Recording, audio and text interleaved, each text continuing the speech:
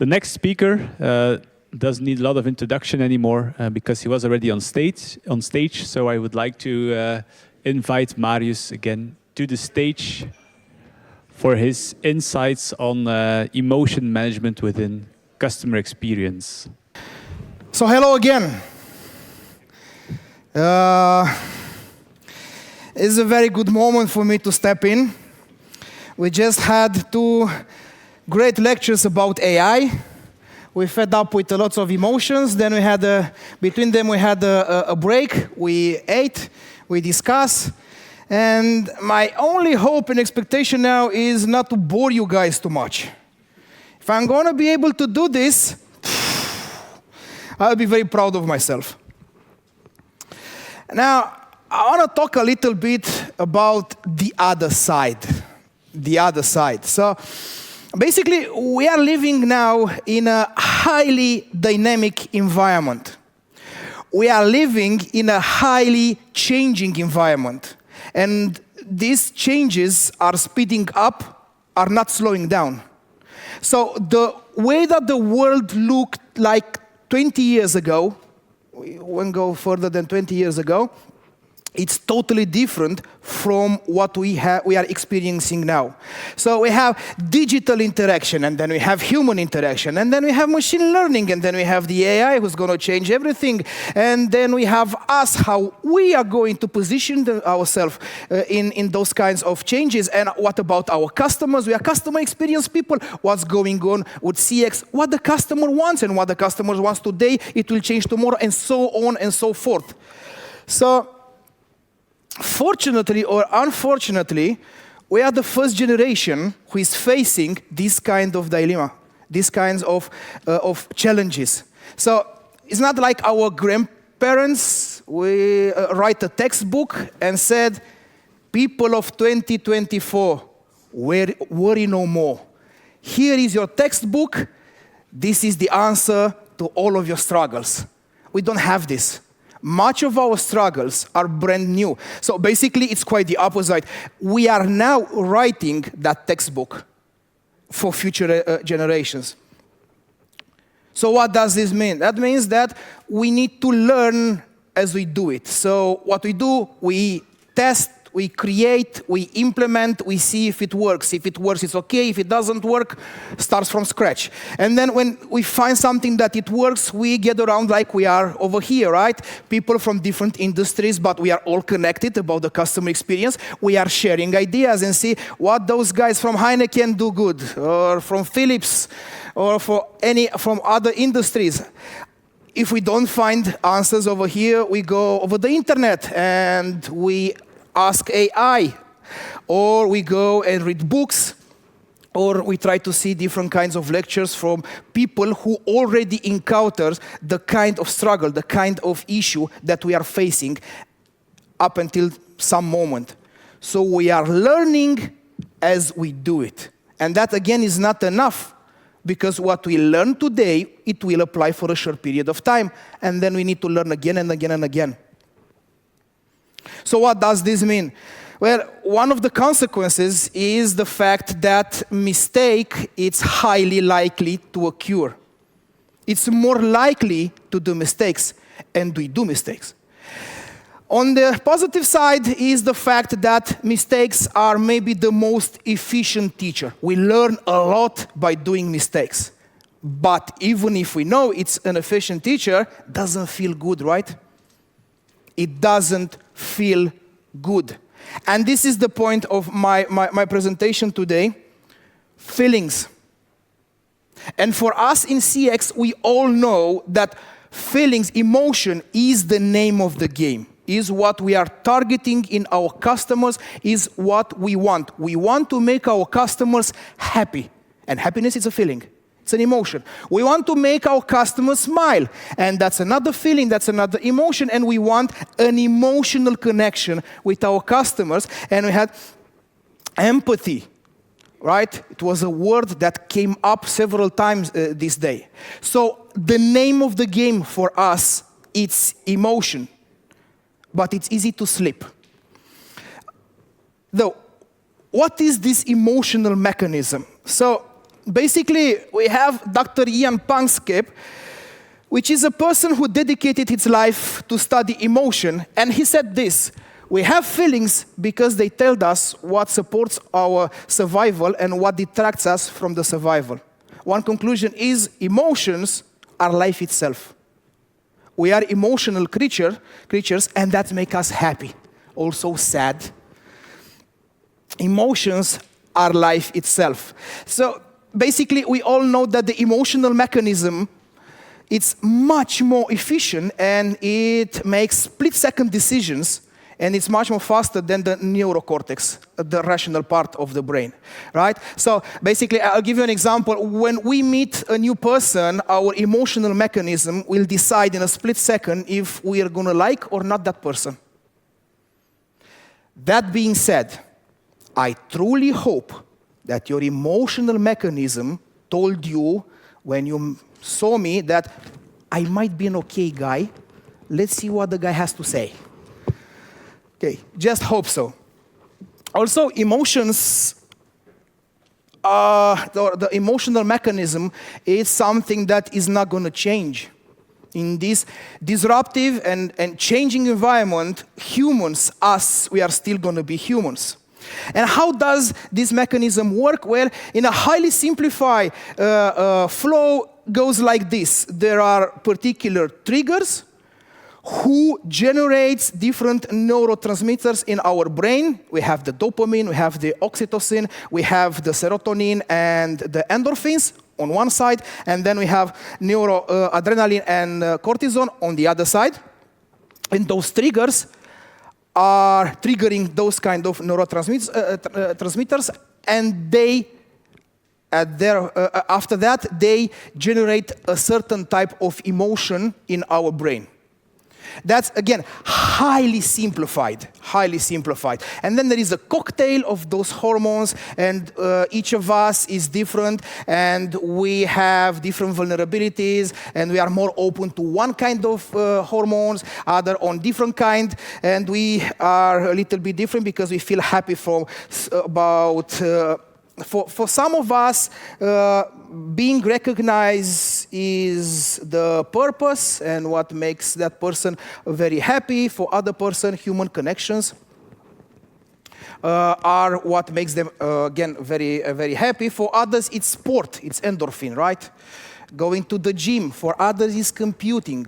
We are different. But again, the end of the day, emotions are the name of the game for customer experience. Now, as I said a little bit early, we react differently. And again, us as customer experience, we know this. And businesses know this. And we propose our products and our services differently according to certain emotions. Now, I'll give you a few examples. Have you seen lately a car industry commercial? Have you seen an SUV commercial? Maybe yes, maybe not. For the person who saw a commercial from an SUV, correct me if I'm wrong, but most of them, or maybe all of them, are like this. There is a person, most likely a family, in that SUV, right? There is the father, there is the mother, and behind there are two happy kids, small kids, right? And the father is driving and he's happy, and the mother is next to him and she's also happy, and they have those two little angels behind. And at some point, because that's an SUV, adventure will kick in. And he'll go right from the steering wheel and they will go off-road. And that's the adventure. You have your family, and your family is safe. And safe, it's an emotion.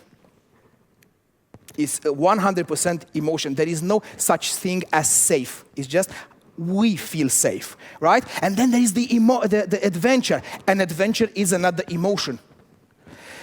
And everyone, it's okay. Now, do you have kids? I do. Who has kids? Right. Who has 1, 2, or 3 little angels in a car more than 10 minutes? Okay, more than 30 minutes. Okay, more than 1 hour. After 1 hour, they are losing it. Okay. So, indeed, we do have this drug called tablets or phones. Okay, at some point, something is gonna smell burny. Is their brain? Okay, the little kids over there. But if you exclude the tablets and you exclude the phones, I don't know about you guys, but I have two little demons, and they are both girls, and they are at the edge of the very verge of killing each other at some point. You know, it's like, I hope you didn't get born. The small one told to the elder one, I hope so too. Girls, we are going to the seaside. We are supposed to have fun, right? In real life, it's a little bit different. And also, if you have an SUV and you go off-road. Now, I'm coming from the Eastern Europe. We grew up poor, really poor. One thing and one thing only. One thought and one thought only when you go with your car. It doesn't matter if it's a tank off-road. I'm going to break the car. Please, God, put some asphalt in front of my car. Otherwise, on this off-road, I'm going to break my car. It's going to cost a lot. I don't have insurance. I don't have full insurance. Maybe this happens to you, right? It's not like in the commercial. So, the real life sometimes contradicts with the emotion proposed by the business. Does that mean that we are not going to buy SUVs anymore? No, I don't think that's the reason. We still buy SUVs because they are hybrid now and they are electric, or they come up with hydrogen and they are more clean, and which is a good thing. And we want SUV because we want to feel safe, and because from time to time, I don't know, maybe I will turn right, the wheel right, the steering wheel right, and I will go for an adventure. Never will. Because I don't want to break my car. Doesn't matter. It's about the feeling. It's about the feeling. And then, the feeling significant and important, and being part of a community, right? Being part of a community. Now, I can give you now examples. I will use also banking, but it's like iPhone and Samsung. Right? And we see people who are like, guys, there are iPhones and there are phones. Right? And on the other hand, guys, there is Samsung and then Samsung wannabe. Okay, the idea of creating these communities. And communities, it's one neurotransmitter only. It's called oxytocin. That's it. That's it. And then we have the variety and surprise. And variety and surprise, you cannot have variety and surprise in a bank. We just changed your interest from 5% to 7%. Yeah, you didn't expect that, right? We made your day in the court law. No, that doesn't happen. But there are industries with variety and surprise, like eating ice cream, right? You go into the ice cream shop, and maybe at some point you want to try a different flavor, and you try a different flavor, and that's dopamine over there, right? And you like that new flavor, or maybe you don't like that new flavor. There is no harm done. Next time you will choose your favorite flavor, right? No harm done. Not like in the bank. And in the bank, as I said earlier, for us in banking, and not only us, but now, coming from this environment, I need to talk about it. It's trust. It's about trust. It's about predictability. I'm here today, I'm going to be here tomorrow, and I'm going to be here the day after tomorrow. We are safe. Trust me, not just because I said so, but because I can prove it, and I already proved that I can be trusted. You know what happens when a bank loses its trust? Silicon Valley Bank. That happens. And it can go down really fast, really fast. So again, for us, it's about trust. Now, I've talked till now only about the positive emotion, but there is also the other side, right? The not so pleasant emotion. And one of them is fear. We don't want, okay, unless this is our business, we don't want fear or negative emotions transmitted or passed through to our customers, right? Now, a little bit, okay, I need to just a small break. I see your faces about this picture. You need to understand, I'm coming from Romania, guys. We are known for vampires. All right, so this is no surprise that in a Romanian presentation we have this kind of image. Yeah, but again, I know we are known for vampires. This is just a myth. I've been living all my life in Romania, and I haven't seen a vampire, at least not in the last 250 years. So, yeah, vampires does not exist. It's just a myth. All right, so what's interesting again is this cocktail of dopamine, of oxytocin, of serotonin, and of endorphins. And again, we react differently. And those are the triggers of our emotions. When we are saying that we want to deliver our customers what the customer wants, what the customer needs, what the customer likes, this is what we are delivering. And it might take different forms and different shapes, right?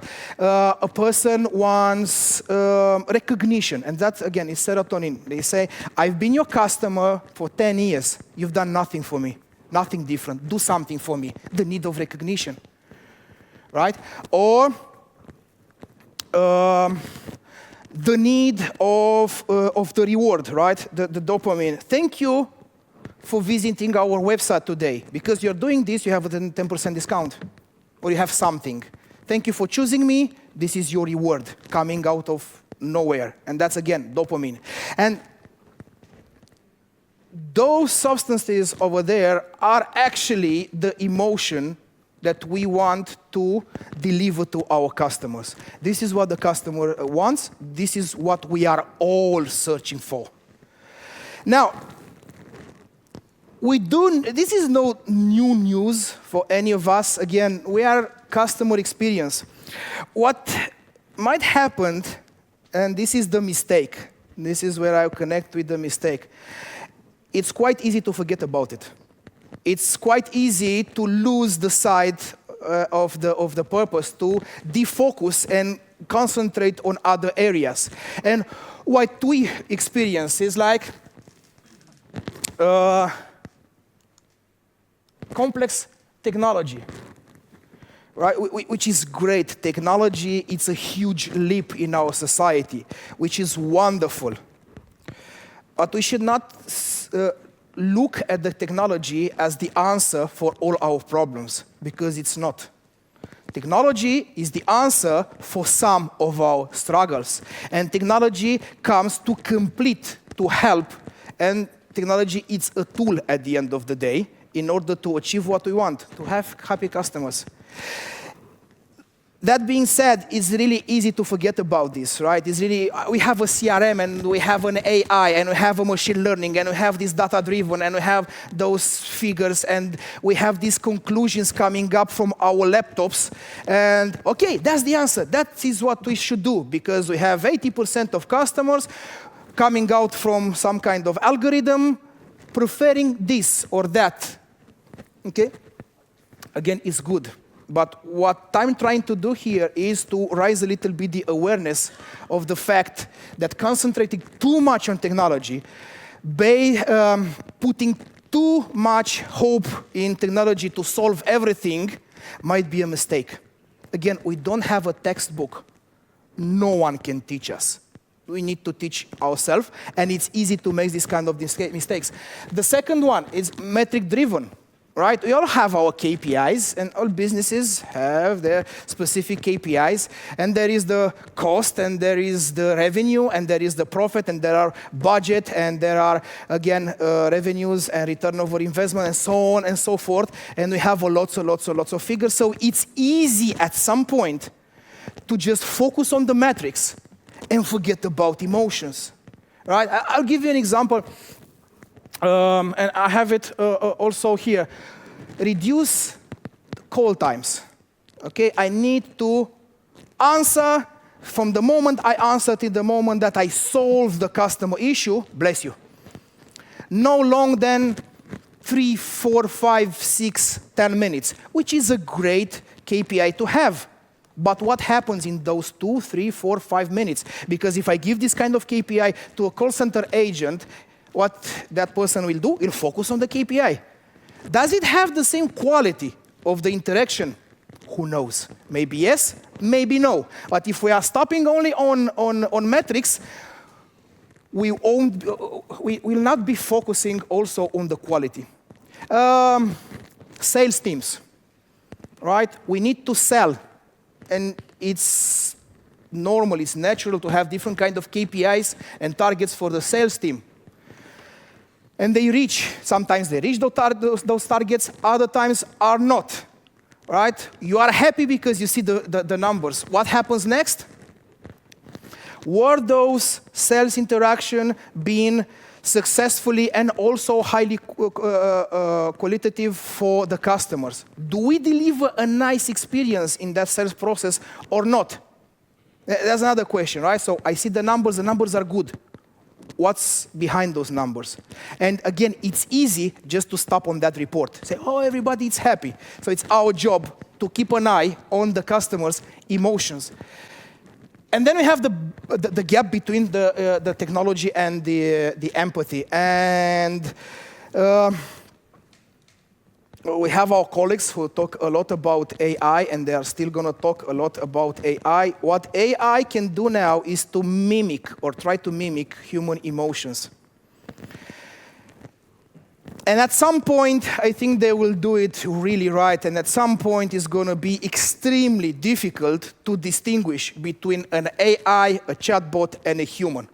It's already quite tough with good AIs. That's one side. What happens to the humans on the other side? Now, we are talking about emotions now. Have you seen comments on topics on Facebook or Instagram? Have you seen aggressive comments? Yes, no? Okay. I feel like, again, I'm coming from Romania. I feel like a spiritism session. If you are there, give me an answer. Give me. Okay. So, yeah, we do see all kind of aggressive reactions, all kind of aggressive comments. Now, there are a few tests, and they come up with a very interesting results. The same person using a very bad language, even threats on comments on social media, face-to-face with the person that he addressed those messages, it's a totally different person. The empathy kicks in. They are a little bit ashamed. Okay, and they see things differently. We see the same reaction regarding the technology. And again, today, here on the stage, there were several comments about how customers are positioning themselves against chatbots. So you are talking with a chatbot, it's much more, the chances are much higher for the customer to get aggressive and not polite at all, rather than speaking with a human. And even when they are speaking with humans, because they are over the phone, they are still, or there are more chances to adopt an aggressive position. And then the last level is face-to-face, where everything's level up. Okay, so this is a gap, and it's going to be very interesting to see exactly how this gap is going to be solved, rather by the society or by the technology company or the AI.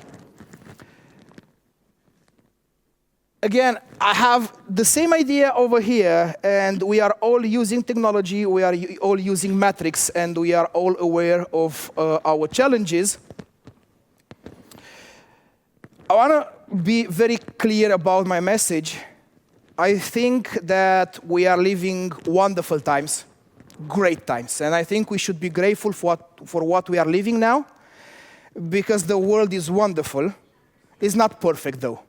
There are lots of challenges, and I want to end by, let's remember that our customers are humans, and all we do is for the customer emotion and for our emotion.